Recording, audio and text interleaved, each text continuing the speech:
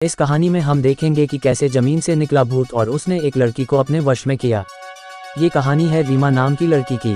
रीमा जब छोटी थी तभी से उसको भूत प्रेतों की कहानी पढ़ना, उसकी वीडियो देखना ये सब बहुत अच्छा लगता था। रीमा को जितना भूतों के बारे में जानना अच्छा लगता था उतना ही वो भूतों से डरती थी। थोड़ी सी भी आहट सुन के वो डर जाया करती थी। ऐसे ही समय बीतता गया और देखते ही देखते रीमा शादी के लायक हो गई। रीमा के घर वालों ने उसके लिए एक अच्छा सा लड़का ढूंढा और उसकी शादी कर दी। रीमा शादी के बाद अपने ससुराल चली गई, वहाँ पे बहुत अच्छे से अपनी जिंदगी बिताने लगी। घर की स्थिति अच्छी नहीं थी। पैसों की कमी के कारण रीमा का पति उसे गांव में ही छोड़कर दूसरे शहर कमाने चला गया ताकि कुछ आमदनी हो सके और घर की स्थिति भी सही हो जाए। रीमा के पति का नाम संतोष था। संतोष वहाँ काम करने लगा और शहर से पैसे गाँव भेजने लगा। जब स्थिति सामान्य हुई तो एक दिन रीमा ने संतोष को कहा कि मुझे भी शहर घूमना है, मुझे अपने पास ले चलो। संतोष ने अपने घर वालों से बात की, सबने हाँ बोल दिया कि ठीक है, बहू भी कुछ समय शहर घूम लेगी। फिर संतोष अपने ऑफिस से छुट्टी लेके गांव आ गया रीमा को अपने साथ ले जाने। शहर पहुंचने के बाद वो लोग एक किराए के मकान में रहने लगे। वहां पे और भी किराएदार रहते थे।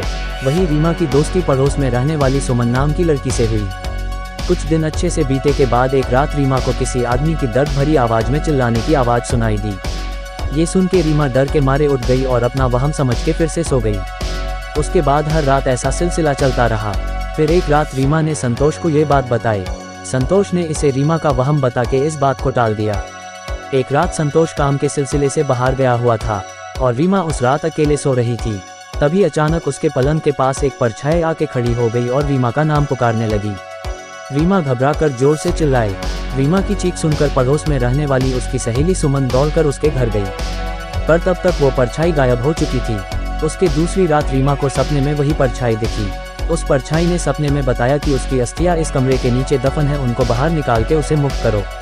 रीमा सपने से घबरा के उठ गई और ये बात अपने पति संतोष को बताई, पर संतोष ने इस बात को मानने से इनकार कर दिया और वापस सो गया। दूसरे दिन जब संतोष अपने काम पे गया तब रीमा ने उस कमरे की खुदाई करना चालू कर दिया, पर उसे वहाँ पे बस एक बॉक्स मिला।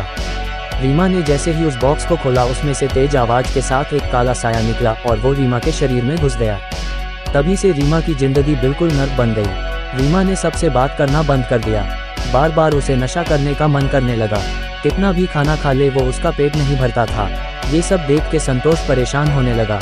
जब रीमा ने खुद को मारने की भी कोशिश की तब संतोष अपनी नौकरी छोड़ के उसे अपने गांव ले गया। वहां पे भी रीमा ने वही हरकतें चालू रखी।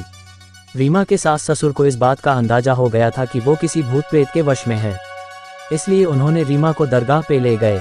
वहां पे एक बाबा ने रीमा के अंदर से उस भूत को निकाला और उसके हाथ में धागा बांध दिया, जिसके बाद रीमा ठीक हुई और उसके बाद वो कभी शहर नहीं गई और संतोष भी अब अपने गाँव में ही काम करने लगा।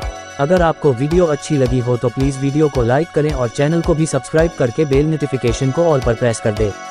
Thanks for your watching.